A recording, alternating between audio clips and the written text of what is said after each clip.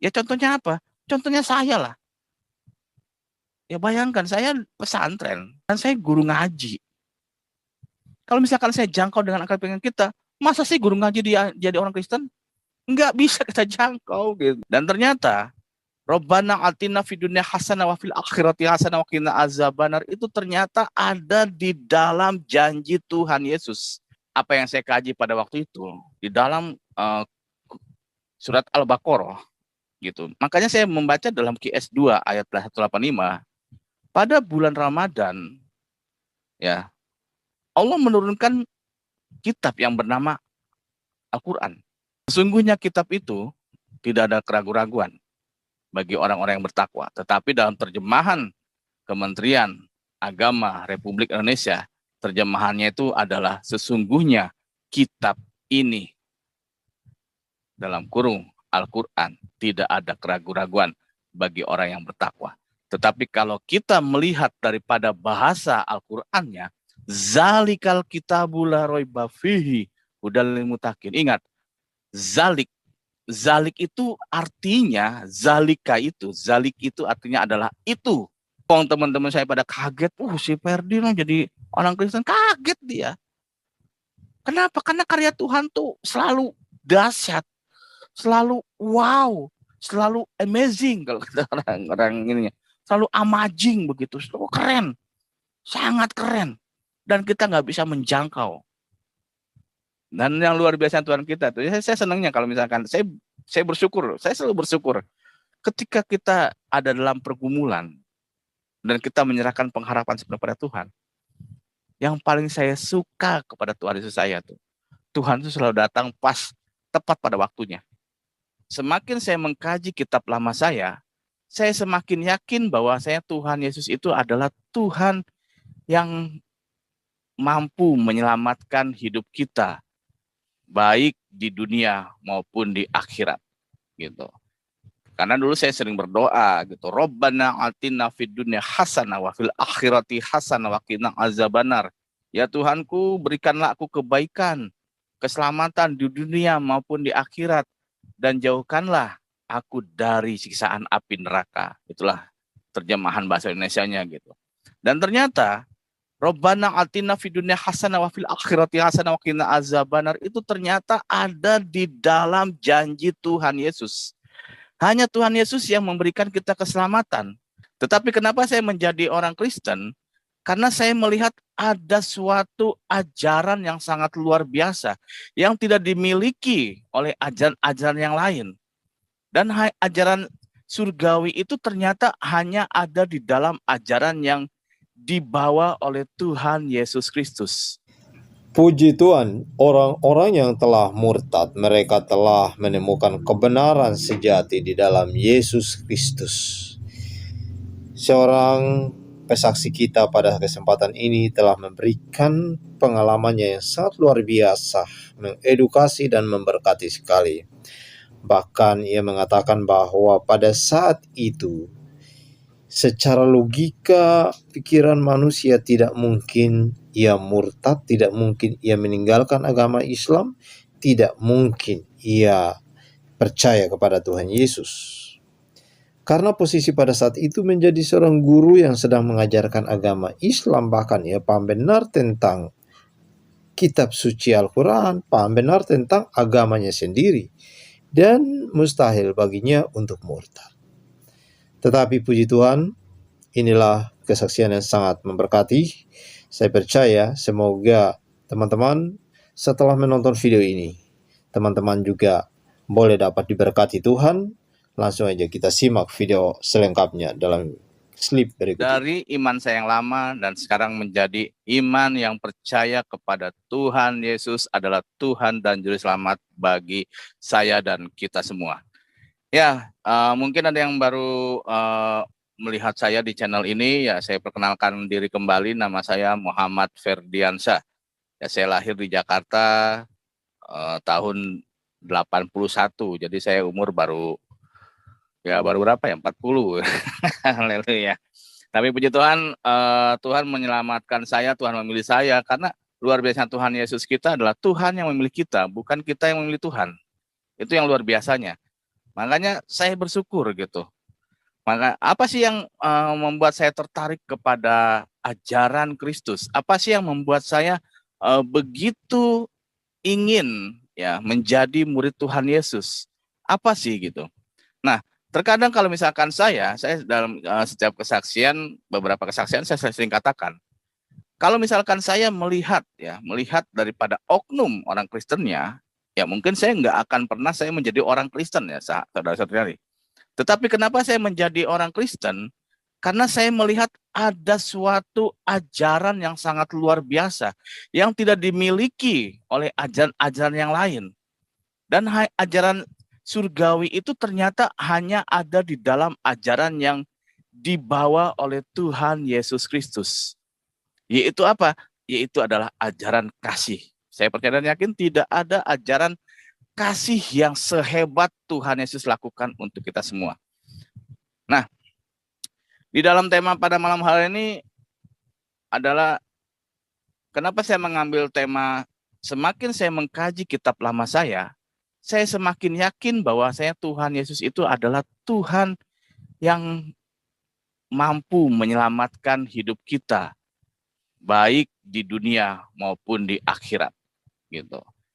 Karena dulu saya sering berdoa gitu, Robbana atina fid dunya hasanah wa fil akhirati hasanah wa qina azabannar. Ya Tuhanku, berikanlah aku kebaikan, keselamatan di dunia maupun di akhirat, dan jauhkanlah aku dari siksaan api neraka. Itulah terjemahan bahasa Indonesianya gitu. Dan ternyata Robbana atina fid dunya hasanah wa fil akhirati hasanah wa qina azabannar itu ternyata ada di dalam janji Tuhan Yesus. Hanya Tuhan Yesus yang memberikan kita keselamatan. Gitu. Makanya Tuhan Yesus di dalam Yohanes pasal 14 ayat yang ke-6 gitu. Akulah jalan dan kebenaran dan hidup. Tidak ada seorang pun yang bisa datang kepada Bapa kalau tidak melalui aku. Jadi kita ini nggak bisa datang ke surga, kita nggak bisa masuk ke surga, dan kita nggak bisa ya menjadi warga kerajaan Allah kalau kita tidak hidup dalam iman kepada Tuhan Yesus. Karena Tuhan mengatakan apa? Akulah jalan. Jadi kalau misalkan kita ikut Yesus, kita nih bakal dapat jalan. Baik jalan keluar dari masalah-masalah kita, baik jalan keluar dari apapun persoalan hidup kita. Jadi kita tuh selalu diberikan jalan keluar oleh Tuhan. Karena kita mengikuti jalan, syirot, gitu, jalan. Akulah jalan. Udah kita dikasih jalan oleh Tuhan, kita dibenarkan oleh Tuhan. Akulah jalan dan kebenaran. Sesudah kita dibenarkan oleh Tuhan, maka kita diberikan hidup oleh Tuhan Yesus Kristus kita. Akulah jalan dan kebenaran dan hidup. Tidak ada seorang pun yang bisa datang kepada Bapa kalau tidak melalui aku. Gitu. Nah, apa sih yang membuat saya tertarik gitu menjadi murid Tuhan Yesus ya saudara-saudara kasih? Karena ketika saya mengkaji lagi kitab lama saya, ya saya akan mengulang lagi ya, bukannya itu aja bukan, tapi mengulang sedikit mengingatkan bagaimana perjalanan awal rohani saya sehingga saya benar-benar mantap untuk menjadi murid Tuhan Yesus. Walaupun saya dibilang orang murtad. Wah, itu si Ferdi murtad gitu. Ya nggak apa-apa. Memang saya murtad. Tapi bagi saya, murtad itu adalah murid Tuhan Yesus yang taat. Itu murtad. Misalkan, wah ini ada murtadin nih. Ya iya, saya murtadin. Murid Tuhan Yesus yang taat di Indonesia. Itu murtadin. Jadi jangan pernah kecil hati kalau kita dibilang murtad ya. Karena kita adalah murid Tuhan Yesus yang taat. Itu murtad. Gitu. Nah, kembali kepada apa yang saya kaji pada waktu itu. Di dalam surat Al-Baqarah. Ayat yang kedua. Zalikal kitabul la raiba fihi hudalil muttaqin. Tetapi sebelum saya membahas tentang yang kedua, saya akan bahas dulu tentang fungsi daripada kitab saya yang lama, yaitu di dalam Al-Baqarah juga, QS 2 ayat 185. Nah, di sini kita tahu apa sih fungsi daripada kitab iman saya yang lama? Apa sih fungsinya? Karena kita dalam mengimani sesuatu, kita harus tahu nih. Ya contohnya kita beli handphone. Kita harus tahu nih, fungsi handphone itu untuk apa aja. Kalau misalkan kita pengen tahu fungsi handphone untuk apa aja, bagaimana cara menggunakannya, ya kita harus membaca user guide, buku panduan. Nah, begitu juga dengan kitab saya yang lama. Jadi saya harus tahu nih, apa sih tujuan daripada ya Tuhan saya dalam iman saya yang lama menurunkan kitab saya yang lama. Gitu. Makanya saya membaca dalam QS 2 ayat 185, pada bulan Ramadan ya Allah menurunkan kitab yang bernama Al-Qur'an sebagai petunjuk Furqan, sebagai penjelas daripada petunjuk-petunjuk itu, Bainat, sebagai pembeda mana yang hak, mana yang batil, Hudan, pembeda, Furqan, petunjuk, Bainat, penjelas, Hudan, pembeda. Ternyata fungsi kitab saya yang lama hanya 3. Furqan, Bainat, dan Hudan. Petunjuk, penjelas, dan pembeda. Nah, lalu saya menguji, apakah benar kitab lama saya itu adalah kitab yang sebagai petunjuk, memberikan petunjuk buat saya. Makanya di dalam QS 2 ayat 2 dikatakan, Zalikal kitabul la raiba fihi hudal lil muttaqin. Sesungguhnya kitab itu tidak ada keraguan-raguan bagi orang-orang yang bertakwa. Tetapi dalam terjemahan Kementerian Agama Republik Indonesia, terjemahannya itu adalah sesungguhnya kitab ini, dalam kurung Al-Quran, tidak ada keraguan-raguan bagi orang yang bertakwa. Tetapi kalau kita melihat daripada bahasa Al-Qur'annya, Zalikal kitabul la raiba fihi hudal lil muttaqin. Ingat, zalik itu artinya, zalik itu artinya adalah itu, bukan ini.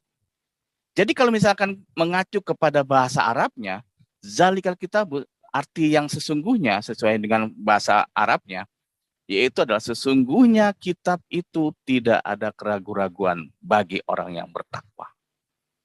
Berarti kitab saya yang lama memberikan petunjuk kepada saya, Muhammad, kitab itu tuh, ya kalau kata manusianya begitu kali ya bahasa manusianya, kitab itu tuh nggak ada keraguan-raguan buat orang yang bertakwa. Ingat, buat orang yang bertakwa, bukan buat orang yang beragama iman saya yang lama, tetapi dikatakan buat orang yang bertakwa. Jadi satu poin saya dapatkan ketika saya mengkaji kitab lama saya, ternyata kitab saya yang lama saja memberitahukan bahwasanya kitab itu tidak ada keraguan-raguan bagi orang yang bertakwa. Kitab apa itu? Ya kitab selain daripada kitab iman saya, ya apalagi? Yaitu adalah Taurat dan Injil. Ternyata Taurat dan Injil itu tidak ada keraguan-raguan bagi orang-orang yang bertakwa, begitu. Lalu saya mencari lagi, apakah benar ibaratnya kitab iman saya lama itu adalah sebagai petunjuk? Ya, saya buka lagi dalam Quran surat Al-Hadid ayat ketiga, dikatakan huwal awalu huwal akhiru. Dialah yang awal dan dialah yang akhir. Waktu pertama saya membaca ayat ini gitu, ya saya lihat-lihat aja gitu. Oh, artinya tuh benar, dialah yang awal dan yang akhir. Memang ya. Huwal awalu huwal akhiru. Dialah yang awal dan dialah yang akhir. Tetapi kalau misalkan kita mengkaji lagi dari bahasa aslinya, huwa itu adalah panggilan bagi seorang laki-laki. Lalu saya di situ berpikir, lalu di situ Tuhan memberikan hikmat kepada saya, saudara-saudara kasih. Apa yang hikmat Tuhan yang berikan kepada saya? Di dalam iman saya yang lama, saya berkeyakinan bahwasanya Tuhan yang saya imani dulu itu bukan laki-laki ataupun bukan berjenis perempuan. Karena gaib gitu, bentuknya zat gaib, nggak kelihatan, jadi laki-laki bukan. Tetapi kenapa kok bahasa dari Al-Qur'annya huwa itu adalah panggilan untuk laki-laki? Dan kenapa kalau misalkan saya langsung dapat hikmatnya begini, ini nih kitab ini nih Tuhan saya yang turunkan, kok kenapa kok bahasanya dia bukan aku? Seolah-olah Tuhan saya yang lama itu memberikan satu petunjuk pada saya. Huwal awalu wal akhiru. Dialah yang awal dan dialah yang akhir. Siapakah dia? Dikarenakan dia itu adalah huwa, itu adalah panggilan untuk laki-laki, maka Tuhan Yesus berkata dalam Wahyu, akulah Alfa dan Omega. Luar biasa. Gitu. Luar biasa sekali. Sekian ratus tahun Tuhan Yesus sudah menjawab, karena Tuhan Yesus tahu nanti tuh akan ada kitab yang berkata huwal awalu huwal akhiru. Dialah yang awal dan dialah yang akhir. Siapakah dia? Ya, Tuhan Yesus menjawab dulu, akulah Alfa dan Omega. Dan saya bangganya menjadi orang Kristen, menjadi pengikut Tuhan Yesus. Setiap apa yang diucapkan oleh firman Tuhan, Tuhan Yesus selalu berkata, aku. Enggak pernah berkata dia. Tuhan Yesus selalu bilang aku. Begitu percaya dirinya Tuhan, begitu percaya dirinya Yesus Tuhan kita, bahwasanya memang hanya Yesus saja yang mempunyai otoritas penuh untuk memberikan keselamatan kepada kita semua. Makanya Tuhan Yesus selalu berkata, aku. Tadi di ayat pembuka saya katakan, akulah jalan dan kebenaran dan hidup. Begitu percaya dirinya Tuhan Yesus. Kenapa? Karena Tuhan tahu. Hanya dialah yang punya otoritas memberikan keselamatan kepada kita semua. Gitu. Lalu, apa sih yang membuat saya jatuh cinta? Kalau kata bahasa gaulnya anak mudanya itu falling in love. Gitu. Falling in love. Gitu. Falling in love kepada Tuhan Yesus. Gitu. Yang pertama, kita akan baca di dalam Injil Yohanes pasal 10 ayat 11. Injil Yohanes pasal 10 ayat yang ke-11. Maaf, saya sambil minum ya. Ya. Ya. Saya akan bacakan. Akulah gembala yang baik. Gembala yang baik memberikan nyawanya bagi domba-dombanya. Luar biasa. Ayat ini sangat luar biasa. Yesus adalah gembala yang baik. Yesus adalah Tuhan yang baik. Yesus adalah Tuhan yang maha baik. Gembala yang baik ya, memberikan nyawanya bagi domba-dombanya. Kita ini adalah domba-domba yang hilang, yang diselamatkan oleh Tuhan. Kita adalah domba-domba yang sekarang kita dipilih oleh Tuhan untuk menjadi warga kerajaan Allah. Saya katakan, kita ini nggak layak di mata Tuhan, sahabat, saudara-saudara kasih. Kita ini nggak layak di mata Tuhan, sangat-sangat nggak layak. Karena apa? Dosa kita ini terlalu banyak.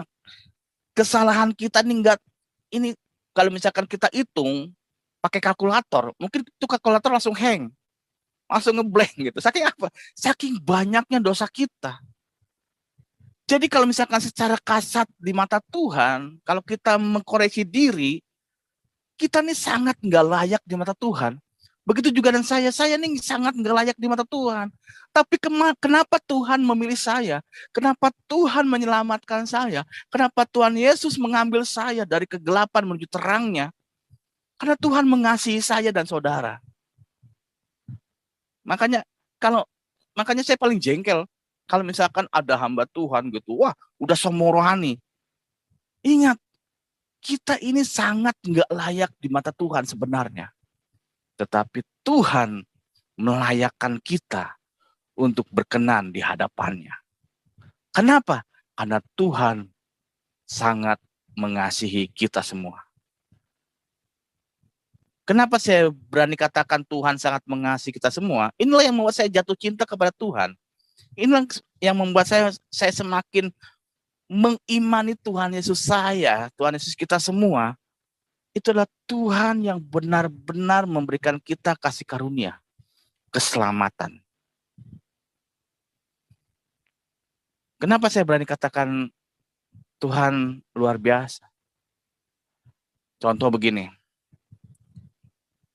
Kalau kita mau mengorbankan diri kita kepada orang yang, pasti kita mau mengorbankan diri kita untuk orang yang paling kita sayangi. Ya contohnya, kita rela nih Kalau kata lagu orang seberang, orang-orang dunia, ku rela pergi pagi, pulang pagi. Demi apa? Demi orang yang kita cintai, demi orang yang kita sayangi, yaitu siapa? Anak dan istri kita. Itulah yang Tuhan Yesus lakukan. Tetapi pengorbanan Tuhan Yesus itu sangat-sangat luar biasa. Karena dia sampai rela mengorbankan nyawanya. Kenapa harus rela mengorbankan nyawanya? Karena begitu mengasihi kita. Makanya saudara terkasih, inilah yang ingin saya bagikan pada malam ini kesaksian. Tuhan sudah memberikan yang terbaik buat kita semua. Pertanyaan kita, apa yang sudah kita berikan kepada Tuhan? Apa persembahan yang terbaik yang sudah kita berikan kepada Tuhan? Apa? Sedangkan Tuhan sudah memberikan yang terbaik untuk kita. Memberikan nyawanya, menyerahkan nyawanya. Mau dicaci, mau diludahi, mau dicambuk, disiksa, sampai memikul salib, sampai disalibkan, dan sampai menyerahkan nyawa di atas kayu salib. Demi siapa? Demi kita semua. Makanya pertanyaan kita, apa yang sudah kita berikan untuk Tuhan? Apa yang persembahan terbaik apa? Jangan sampai kita menjadi orang Kristen. Ini kayak jadi kayak khotbah ini saya. Ini kesaksian rohani saya. Maksudnya, kenapa saya sangat mencintai Tuhan Yesus? Karena Tuhan saya rela mati demi saya, demi kita semua. Kenapa? Karena saking Tuhan Yesus mengasihi kita. Makanya jangan pernah kita mengecewakan Tuhan. Saya juga pernah. Saya jujur. Ketika saya sudah bertobat, saya pernah mengecewakan hati Tuhan. Saya pernah meninggalkan pelayanan. Tetapi di situ Tuhan malah menegur saya ketika saya meninggalkan pelayanan. Ternyata ada jiwa yang minta dibaptis. Di situ saya langsung ditegur oleh Tuhan secara langsung. Ferdi, jangan kemana-mana ente. Tetap pelayanan, tetap jalankan amanat agung. Pergilah dan jadikanlah seluruh bangsa muridku. Padahal saya nggak ngapa-ngapain. Di situ Tuhan menegur saya bahwasanya kamu dipilih untuk terus mengabarkan kebenaran firman. Gitu. Jadi konsep yang membuat saya jatuh cinta kepada Tuhan Yesus Kristus, Tuhan rela mati untuk saya. Tuhan rela menyerahkan nyawanya untuk menebus dosa-dosa kita, dosa-dosa saya.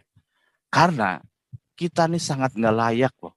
Sangat nggak layak di mata Tuhan. Tetapi Tuhan Yesus mengorbankan nyawanya untuk apa? Untuk melayakkan kembali kita di dalam keagungan dan kemuliaan Tuhan Yesus. Gitu. Lalu, apa sih yang membuat saya tertarik lagi? Apa sih yang mau saya jatuh cinta sekali sama Tuhan Yesus ketika saya waktu itu dalam mendalami suatu pengajaran Tuhan Yesus gitu kan, sangat luar biasa sekali. Makanya saya begini, sahabat dan saudara kasih dalam nama Tuhan Yesus. Saya kalau misalkan saya lebih senang ya disebut murid Tuhan Yesus gitu. Iya. Kenapa? Karena murid Tuhan Yesus sudah pasti Kristen. Tetapi orang Kristen belum tentu murid Tuhan Yesus gitu. Banyak orang Kristen yang hidup di luar firman Tuhan. Banyak orang Kristen yang hidup tidak melakukan kehendak Bapa di surga. Tetapi Bapa surga katakan, Tuhan Yesus katakan, bukan setiap orang yang berseru kepadaku Tuhan, Tuhan akan masuk ke dalam kerajaan surga. Melainkan ia yang melakukan kehendak Bapa-Ku di surga. Apa kehendak Bapa di surga? Berikanlah yang terbaik buat Tuhan gitu. Nah, apa sih yang membuat kita layak di mata Tuhan? Kita buka lagi dalam Yohanes, masih dalam Injil Yohanes, pasal yang ke-8, ayat yang ke-34. Dalam Injil Yohanes pasal 8. Jadi saya selalu menggali karena saya nggak mau nih iman saya ini cuman hanya main-main saja gitu.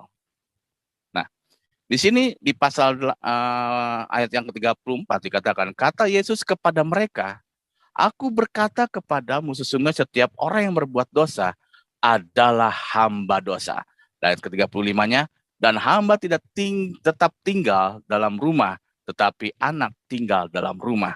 Ayat ke-36-nya, Jadi apabila anak itu memerdekakan kamu, kamu pun benar-benar merdeka. Kita sudah dimerdekakan dari dosa oleh Tuhan. Kita sudah dimerdekakan oleh Tuhan Yesus Kristus kita. Gitu. Karena kita ini adalah hamba dosa dulunya. Saya ini adalah hamba dosa Tuhan. Ketika Tuhan memberikan ayat ini, makanya yang membuat saya jatuh cinta pertama kali itu ya Injil Yohanes gitu. Karena ketika saya membaca Injil Yohanes gitu, oh ternyata Tuhan tuh sangat mengasihi saya. Tuhan tuh mengampuni saya gitu. Saya ini dulu nih waduh parah gitu. Parah sekali saya. Tetapi Tuhan masih memberikan saya kepercayaan.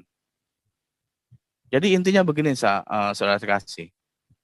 Ini kesimpulan yang saya dapatkan pada waktu itu.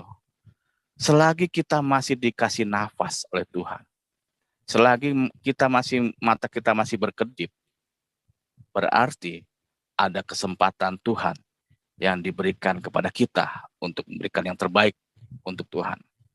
Jadi kalau misalkan kita besok pagi masih buka mata, masih bernapas, yuk kita sama-sama berikan yang terbaik buat Tuhan. Begitu. Ternyata Tuhan mengampuni saya. Tuhan memerdekakan kita dari dosa.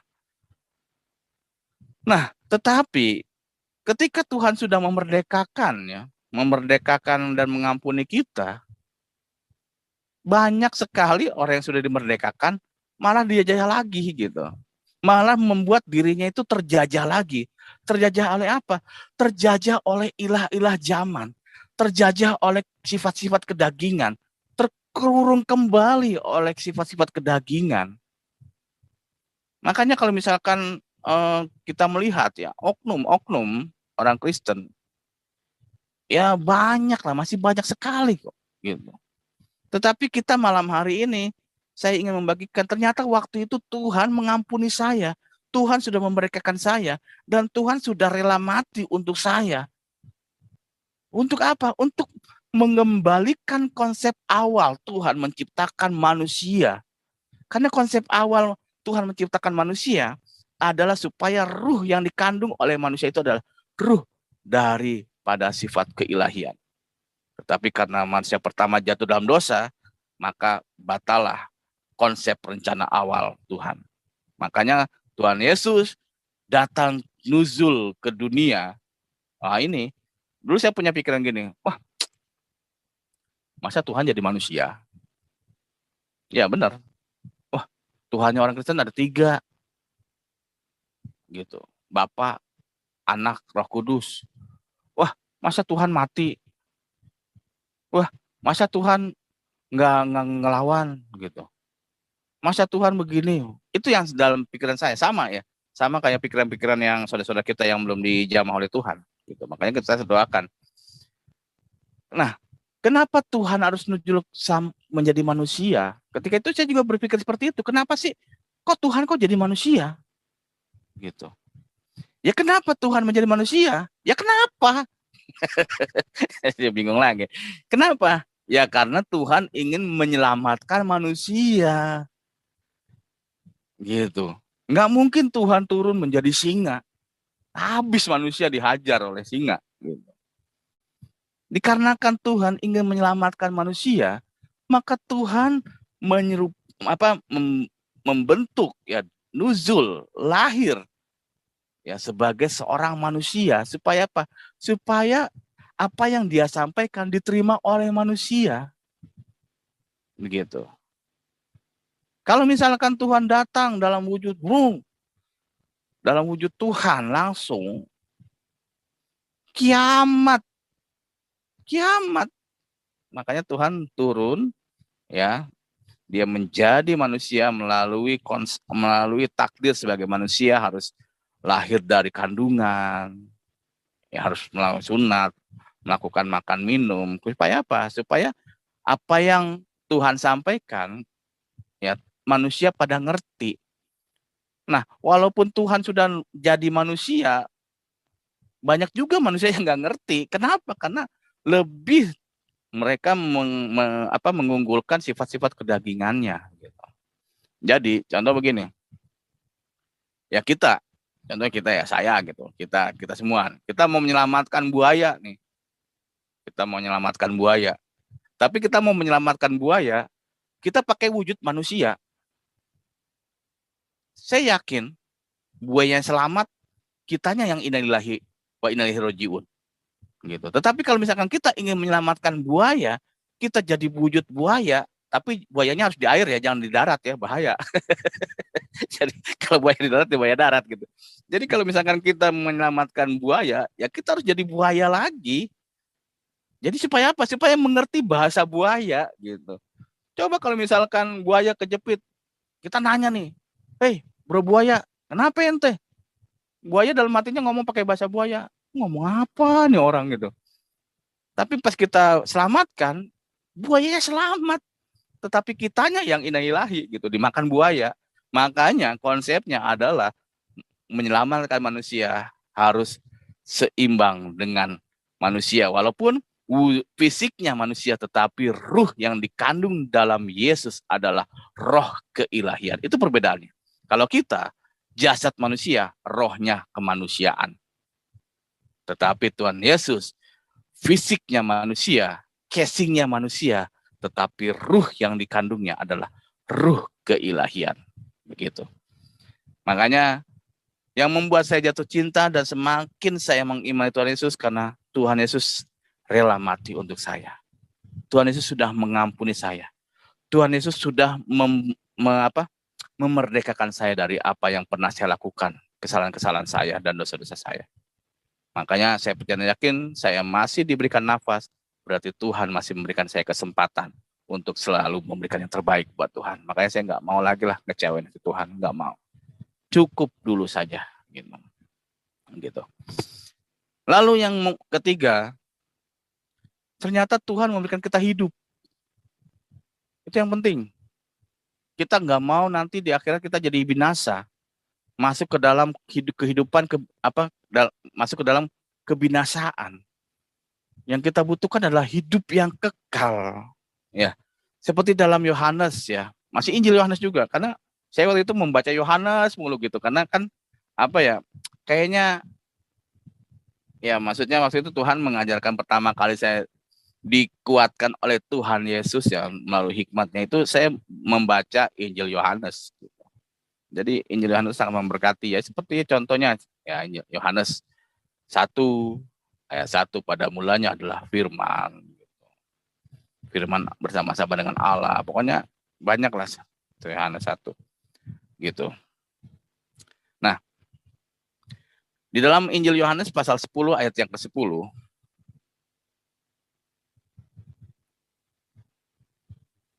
Yohanes 10 pasal 10. Nah, pencuri datang hanya mencuri dan membunuh dan membinasakan. Tetapi aku datang, kata Yesus. Yesus datang supaya mereka mempunyai hidup. Supaya kita mempunyai hidup dan mempunyainya dalam segala kelimpahan. Tuhan Yesus datang supaya kita nih mendapatkan kehidupan yang kekal. Tuhan Yesus datang itu untuk memberikan kita segala dengan kelimpahannya. Luar biasa sekali begitu. Tetapi pencuri datang untuk mencuri dan membunuh dan membinasakan. Iblis datang untuk mencuri, membunuh dan membinasakan. Tetapi Tuhan Yesus datang nuzul ke dunia untuk memberikan kita kehidupan. Makanya Tuhan Yesus katakan, akulah jalan dan kebenaran dan hidup. Selalu konsisten. Ucapan Tuhan Yesus kita itu selalu sinkron. Enggak ayatnya tuh enggak beda-beda. Misalkan di Injil Yohanes ngomong A, tiba-tiba di Matius ngomong B, tiba-tiba di Injil Markus ngomong E. Enggak, selalu konsisten. Itulah luar biasa Tuhan kita. Itulah ajaran yang datang dari surgawi. Selalu konsisten, enggak ngaclok-ngaclok gitu. Kalau misalkan kita baca ayat, baru kita baca surat Yunus gitu. Maksudnya baca kisah Yunus. Baca kisah Yunus, belum tamat Yunus nih. Belum dimuntahin oleh ikan besar, oleh paus gitu. Tiba-tiba udah ngacok lagi ke kisah Anu. Ya bingung kita.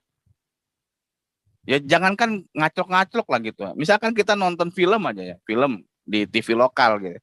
Lagi seru-serunya misalkan filmnya film apa ya? Film action misalkan Jet Li. Pas Jet Li mau mukul musuhnya, tiba-tiba iklan Paramek. Kan kesel kita. Oh, iklan. Aduh, lagi seru-serunya Jet Li mau mukul musuhnya malah iklan gitu. Malah iklan sakit kepala begitu. Bukannya kita hilang sakit kepala, malah sakit kepala gitu. Sama seperti ayat-ayat yang tidak selalu konkret gitu. Ngaclok-ngaclok.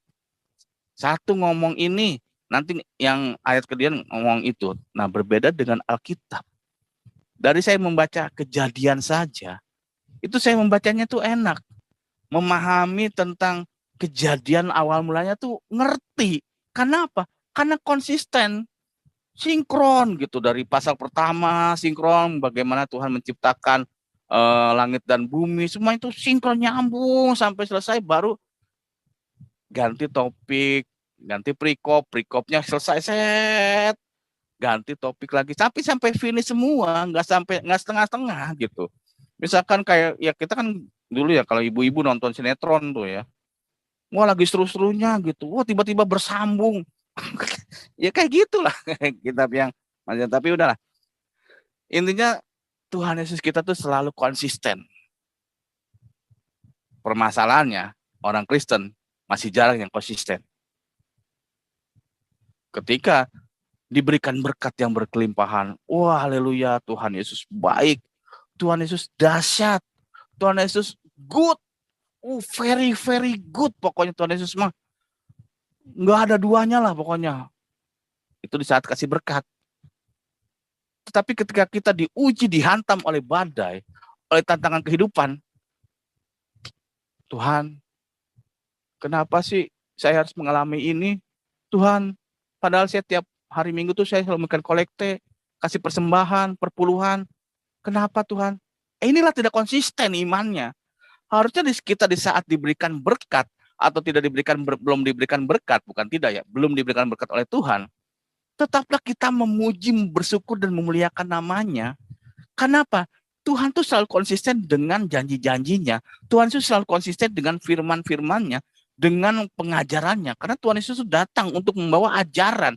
Ajaran apa? Ajaran untuk mengembalikan kita kepada konsep yang Tuhan rencanakan, bagaimana manusia itu awal mulanya direncanakan oleh Bapa kita. Begitu. Ternyata Tuhan memberikan hidup kepada kita. Aku memberikan hidup. Ya, di dalam masih Injil Yohanes pasal 6 ayat yang ke-51. Injil Yohanes pasal yang ke-6 ayat 51. Ya, saya kesaksian ini masih 10 jam lagi kayaknya. Haleluya.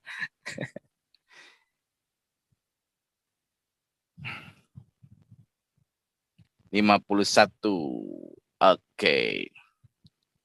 Oh, sabar, ada notif jadi nggak kelihatan ayatnya. Oh ya, oke. Akulah roti hidup yang turun dari sorga.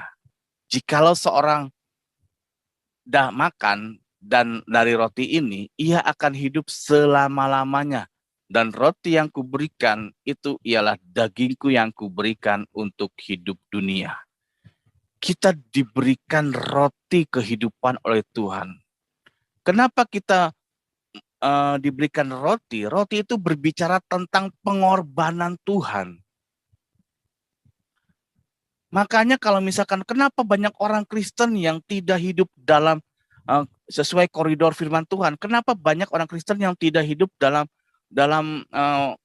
jalur Alkitab? Kenapa? Karena dia tidak menerima roti itu dengan imannya. Dia tidak melihat bagaimana pengorbanan Tuhan Yesus untuk waktu itu menebus kita semua. Begitu juga dengan saya dulu.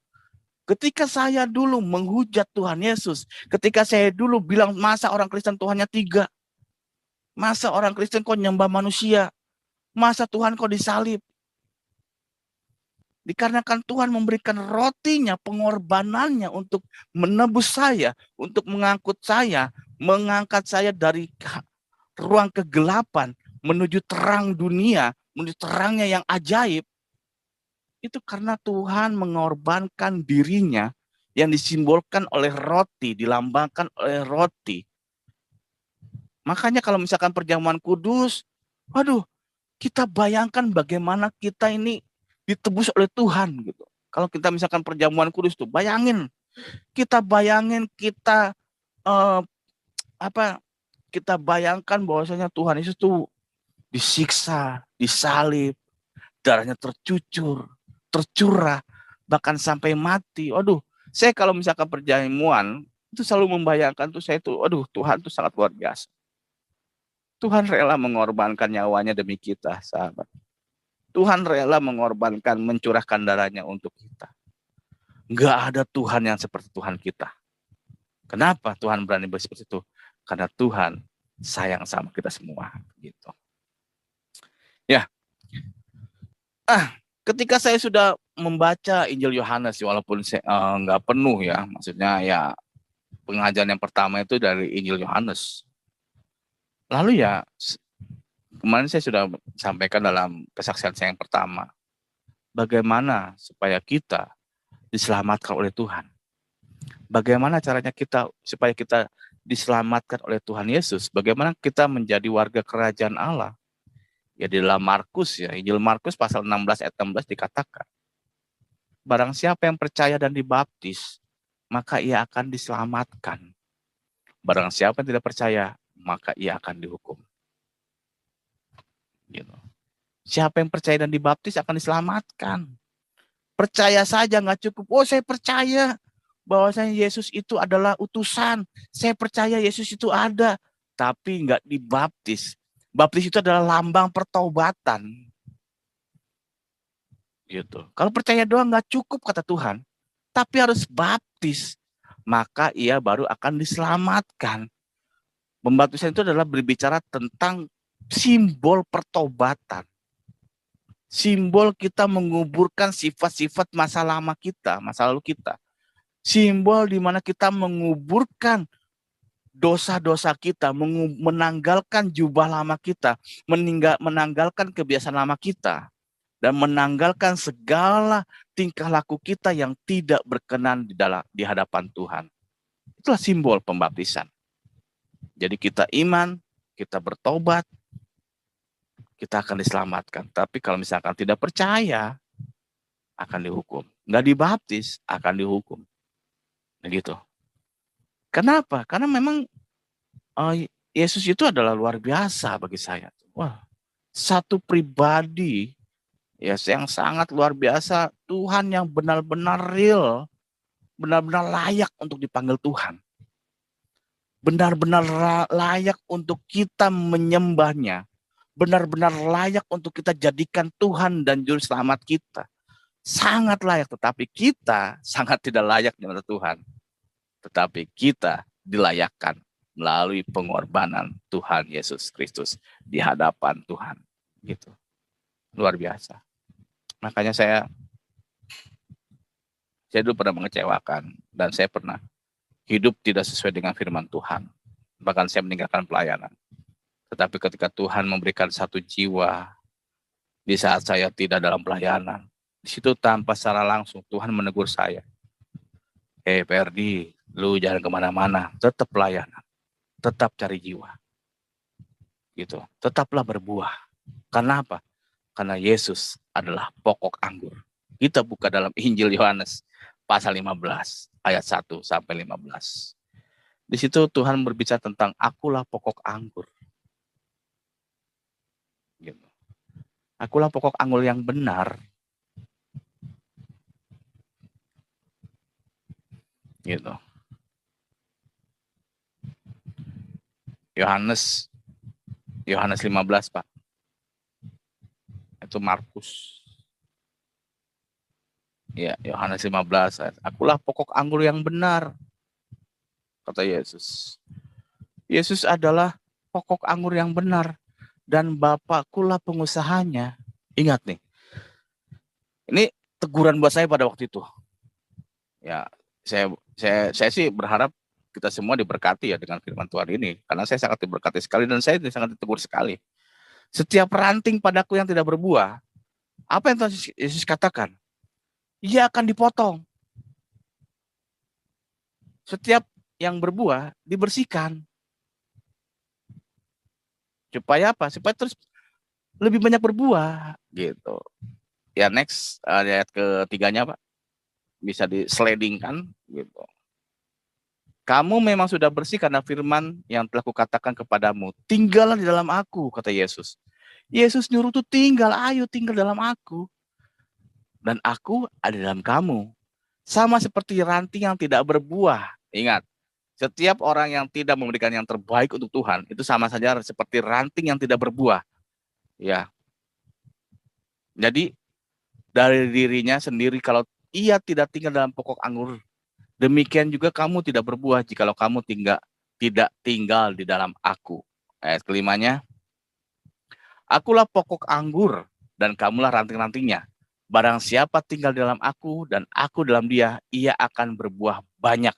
Sebab di luar aku, kamu tidak berbuat apa-apa. Ya benar, ketika saya hidup di luar Tuhan Yesus, apa sih yang saya rasakan? Kehampaan, ketidakjelasan. Semuanya tuh serba serba mudah-mudahan. Mudah-mudahan gitu. Tetapi ketika saya beriman kepada Tuhan Yesus pasti nggak pakai mudah-mudahan, nggak pakai waduh lupa nih gitu, enggak. Janji Tuhan Yesus adalah ya dan amin. Pertanyaannya, apakah kita selalu setia menantikan janji Tuhan? Nah, itu pertanyaannya. Kadang-kadang orang Kristen ya termasuk saya juga dulu kayak gitu. Wah, Tuhan kenapa ya? Tuhan kenapa ya? Sama juga saya seperti itu. Itu proses pendewasaan iman yang Tuhan Yesus ajarkan kepada kita semua. Tetapi kita sekarang yang sudah dengan zaman terbuka seperti ini, zaman online, internet terbuka begini, YouTube atau apapun, justru kita semakin mengenal ya siapa pribadi Tuhan kita yang luar biasa ini. Gitu. Nah, jadi Tuhan Yesus katakan setiap ranting yang tidak berbuah maka ia akan dipotong. Sudah dipotong dibuang. Sudah dibuang dicampakkan. Sudah dicampakkan akan dibakar. Bayangkan. Makanya kita sebagai ranting-ranting Tuhan, kita adalah ranting-ranting anggur yang pokoknya adalah Tuhan Yesus gitu. Kalau ranting kita ini ranting yang nggak berbuah, ya kita akan dipotong oleh Tuhan. Akan dibuang, akan dicampakkan, dan akan dibakar. Berbicara tentang kita akan dimasukkan ke dalam kehidupan kebinasaan. Waduh, jangan sampai. Makanya ini teguran yang sangat keras sekali buat saya. Gitu. Nah, lalu ajaran kasih yang saya sangat dapatkan itu ajaran kasih yang selanjutnya. Mana ada sih ajaran kasih seperti yang Tuhan Yesus ajarkan kepada kita. Gitu. Bayangkan, doakanlah orang yang berbuat jahat kepadamu. Mintalah berkat buat orang yang mencaci kamu. Waduh, inilah ajaran yang sangat luar biasa begitu. Walaupun kita ini ya maksudnya saya dulu kalau misalkan saya dihina, itu bahkan saya kejar sampai manapun itu. Tetapi ketika saya hidup dalam Tuhan sekarang saat ini, ya puji Tuhan. Sepertinya tuh kehidupan saya sekarang ini mulai dikonsepkan oleh Tuhan. Dikonsepkan oleh Tuhan, disusun sedemikian rupa. Pertanyaannya, apakah kita selalu mau untuk dibentuk seperti Tuhan yang inginkan? Ya, kita nih ya seperti ya kalau ada satu pujian gitu, bagaikan bejana siap dibentuk, begitulah hidupku, gitu. Begitulah hidup kita. Gitu. Jadi kita ini seperti bencana yang siap dibentuk oleh Tuhan. Nah, jangan sampai kita bejana-bejana yang nggak mau dibentuk oleh Tuhan. Banyak loh. Makanya kalau misalkan ada yang bencana yang belum siap dibentuk oleh Tuhan, ayo sama-sama kita malam hari ini bertobat. Ya. Gitu. Haleluya. Ya. Lalu yang luar biasa sekali, ini yang saya sangat dapatkan sekali ya. Matius 16 gitu, ayat 24 sampai dengan 26. Jadi jangan pernah berpikir ya jadi orang Kristen itu enak. Gitu. Matius pasal yang ke-16 ayat 24.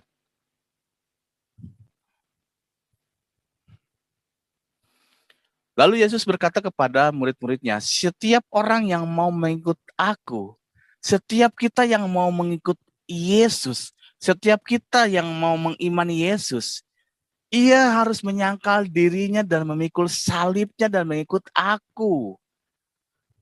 Jadi saya tegaskan, stop berbicara fitnah kalau orang dari luar iman Kristen, lalu dia mengimani Yesus sebagai Tuhan dan Juru Selamat, itu gara-gara dibayar oleh gereja, dibayar oleh hamba Tuhan. Nih, baca ayatnya. Saya juga mengatakan itu kepada istri saya. Saya bilang, "Mah, kalau misalkan mama udah siap ikut Tuhan Yesus, ingat, jangan pernah kita menginginkan, mengharapkan, ingin kita berhayal bahwasanya kita ikut Yesus, hidup kita bakal enak dunia. Jangan pernah bermimpi seperti itu. Karena janji Tuhan, setiap orang yang mau ngikut Yesus, ia harus menyangkal, harus. Ingat, harus itu berbicara tentang wajib. Kudu kalau kata bahasa Sundanya, kudu gitu. Kudu nyangkal dirinya, kudu menyangkal dirinya, memikul salib dan mengikut aku. Jadi jangan pernah kita berharap, Bi, nanti kalau kita jadi orang Kristen kita bakal punya rumah, punya ini. Jangan, gitu. Jangan pernah berharap seperti itu. Tetapi kita selalu yakin, yang penting kita mendapatkan endingnya, finishnya. Apa finishnya?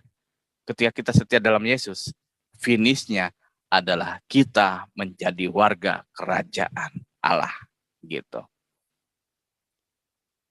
Saya ada berapa waktu lagi, Pak? Masih ada waktu, Pak. Ya, kurang lebih 10-15 menit, Pak. Silakan. Oke, ya 10-15 jam lagi ya, Pak ya. Oke. Ya. Nah, lalu jadi poin-poin yang saya dapatkan pada waktu itu ketika saya sesudah saya mengupas ya kitab-kitab lama saya ya memang kitab-kitab lama karena memang kitab yang saya imani dulu bukan hanya satu saja, itu ada beberapa, gitu. Yaitu ada hadis, ada yang lain-lain banyak. Tetapi induknya satu, gitu. Ternyata saya tidak pernah mendapatkan konsep pengajaran seperti yang Tuhan Yesus berikan kepada saya sampai detik ini.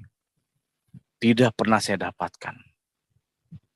Di kitab lama saya malah bilang, bunuhlah dimanapun kamu menemui mereka, yaitu orang-orang munafik, orang-orang musyrik.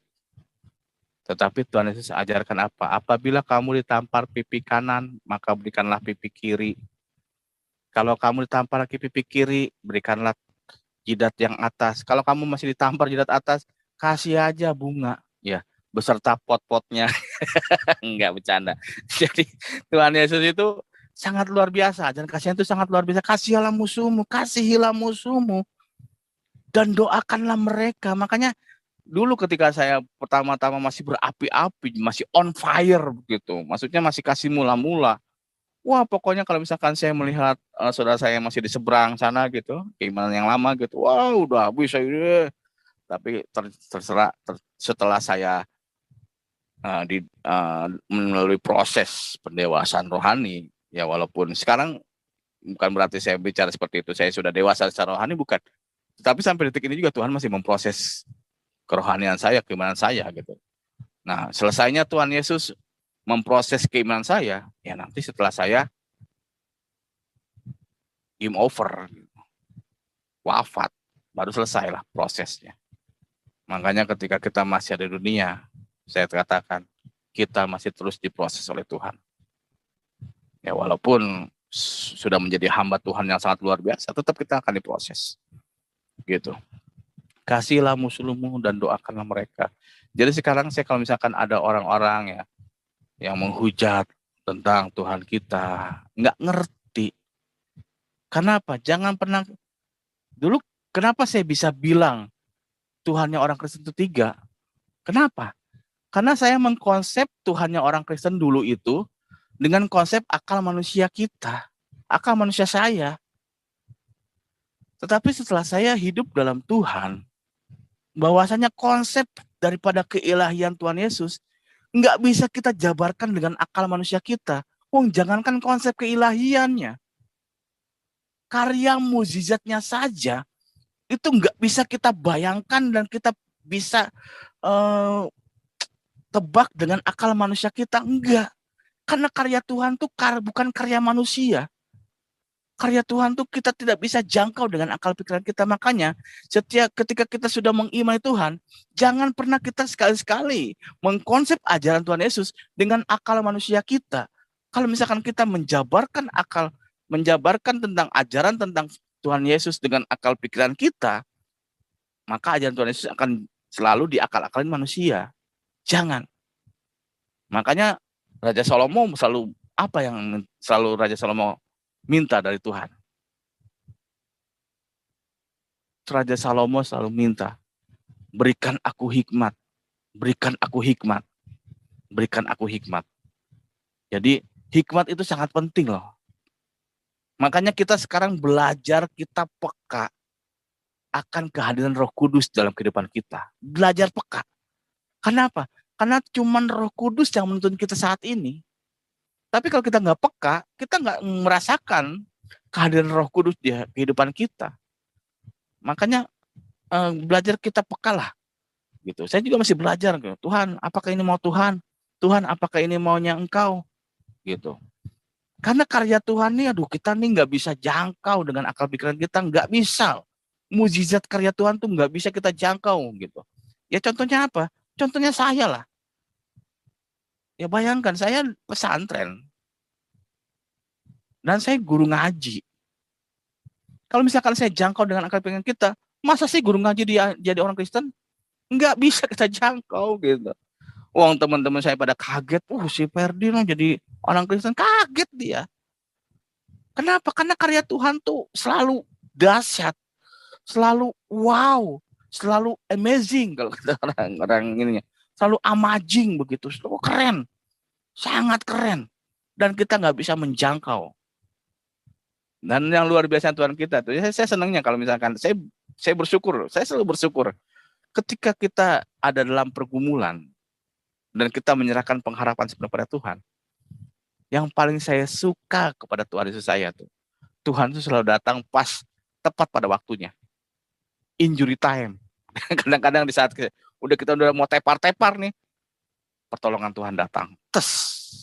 Kenapa? Karena Tuhan tahu kapan Tuhan harus menolong dia. Karena Tuhan tahu waktunya kapan Tuhan harus menolong kita semua. Terkadang kita yang nggak sabar menanti janji Tuhan. Terkadang kita yang pengen buru-buru, pengen instan. Misalkan kita doa, kalau misalkan doa, Tuhan berikanlah berkat-Mu gitu. Besoknya belum dapat berkat gitu. Wah Tuhan kok doanya nggak dijawab gitu. Makanya kalau pengen doa dijawab, pengen dijawab Tuhan, gampang. Hanya doa yang dijawab satu yang langsung dijawab oleh Tuhan adalah doa makan. Gitu. Doa makan. Kita mau makan, kita doa. Kita udah Tuhan berkati makanan ini gitu. Kasih kita buka, wah makanan udah ada gitu. Ya iyalah, karena kita mau makan. Itu langsung dikasih oleh Tuhan tuh. Tapi kalau misalkan yang lain-lain tuh butuh proses gitu. Nah, pertanyaan kita, apakah kita selalu setia menanti janji Tuhan? Gitu. Jangan kita pernah lunglai, letih gitu. Percaya dan yakin pertolongan Tuhan selalu ada buat kita. Apapun pergumulan kita, seberat apapun permasalahan kita, tetapi ingat, ketika permasalahan itu sudah dituntaskan oleh Tuhan, kita jangan bikin masalah lagi. Terkadang manusia begitu ya, saudara kasih. Ketika kita bergumul Tuhan, suara saya putus-putus ya Pak? Bagus Pak. Pak, bagus. Enggak, soalnya ada yang WhatsApp saya dari sahabat saya katanya suaranya putus-putus begitu. Bagus, jelas enggak, Pak. Ya? Oke, baik. Ya, jadi ketika kita berharap pada Tuhan, gitu. Jadi kebanyakan orang tuh ketika kita diberikan diberikan jalan keluar dari masalah kita, beban hidup kita. Misalkan Tuhan, saya punya hutang, tolong Tuhan berikan jalan keluar Tuhan supaya saya bisa melunasi hutang-hutang saya Tuhan. Wah bergumul terus ketika Tuhan memberikan jalan keluar sehingga dia mendapatkan berkat, sehingga hutangnya dibebaskan, bisa dilunasi. Tiba-tiba dia ngutang lagi, ya sama aja bohong begitu. Janganlah kita membuat masalah, lalu sesudah masalah itu ada, kita minta Tuhan. Ketika Tuhan nggak jawab, kita mengeluh pada Tuhan. Nah ini nih, mental-mental begini yang harus kita musnahkan dari diri kita. Ketika masalah kita sudah dituntaskan oleh Tuhan, jangan kita bikin masalah lagi. Gitu. Tetaplah hidup dalam kehendak firman Tuhan. Tetaplah hidup sesuai dengan rencana Tuhan. Walaupun terkadang rencana Tuhan itu tidak sesuai dengan keinginan kita. Tetapi percaya dan yakin, Tuhan selalu memberikan rencana yang terindah buat kita semua. Buat saya dan yang menyaksikan live pada malam hari ini. Tuhan tidak pernah memberikan yang tidak indah. Tuhan tidak pernah memberikan yang biasa-biasa aja buat kita. Enggak. Tetapi Tuhan selalu memberikan kita rencana-rencana yang indah, rencana-rencana yang luar biasa, rencana-rencana yang tidak bisa kita jabarkan dengan akal pikiran kita. Dari situ saya mulai paham. Ternyata konsep Tritunggal, konsep keilahian Tuhan Yesus tidak bisa kita jabarkan dengan akal pikiran kita. Kenapa? Karena Tritunggal berbicara bukan oknum, tetapi berbicara tentang kepribadian. Bagaimana kepribadian Yesus kenapa menjadi 3? Ya kita jangan jangkau dengan akal manusia kita. Gitu. Karena akal manusia kita tuh begitu. Di konsep 1 tambah 1 tambah 1 sama dengan 3. Nah itu konsepnya. Itu konsep manusia, tetapi konsep Tuhan 1 tambah 1 tambah 1, 1. Gitu. Itu konsep Tuhan. Kenapa? Karena kita bukan Tuhan. Dan Tuhan bukan manusia. Jadi jangan pernah kita menjabarkan ya konsep daripada keilahian Tuhan Yesus kita. Kok Tritunggal? Bukan oknum itu.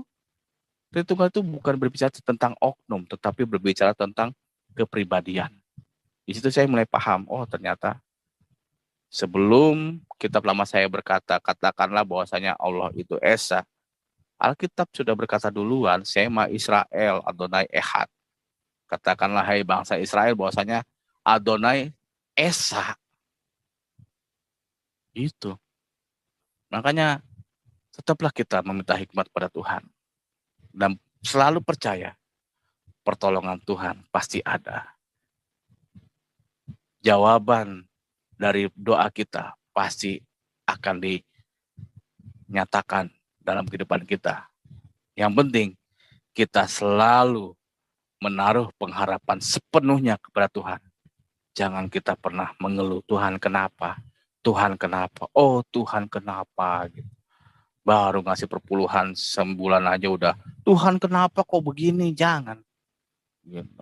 Apa yang kamu beri untuk Tuhan belum sebanding dengan Tuhan yang berikan untuk kita semua. Masih terlalu jauh. Makanya kalau misalkan pernah saya pelayanan tuh, wah pokoknya baru nyumbang segitu, satu kampung tahu semua gitu. Gitu. Saya nyumbang ini, aduh. Tuhan tuh belum pengorbanan kamu tuh belum apa-apanya yang Tuhan berikan untuk kamu. Pengorbanan yang Tuhan berikan itu belum ada apa-apanya yang apa yang kita berikan saat ini. Oh itu Pak Muhammad misalkan sudah membaptis, memberikan jiwa sekian puluh. Itu belum sebanding apa yang Tuhan korbankan untuk saya. Dan untuk kita semua, belum sebanding. Makanya teruslah kita memberikan yang terbaik pada Tuhan. Karena Tuhan sudah memberikan yang terbaik buat kita. Jadi inilah ajaran Tuhan Yesus yang membuat saya semakin kuat dalam Tuhan. Semakin saya percaya dalam Tuhan. Semakin saya menaruh pengharapan sepenuhnya oleh Tuhan. Sampai detik ini saya masih diproses oleh Tuhan. Gitu. Sampai ini masih diproses. Masih diterpa. Gitu. Masih diuji. Gitu. Masih. Kata Tuhan kalau misalkan kamu pengen bebas dari ujianku. Kalau kamu pengen bebas dari tantangan yang aku berikan kepadamu. Kamu harusnya wafat. Oh, jadi kalau misalkan kita wafat udah finish. Gitu. Kenapa? Disitulah kita akan menerima janji Tuhan yang kita inginkan selama hidup kita, yaitu adalah keselamatan dan kehidupan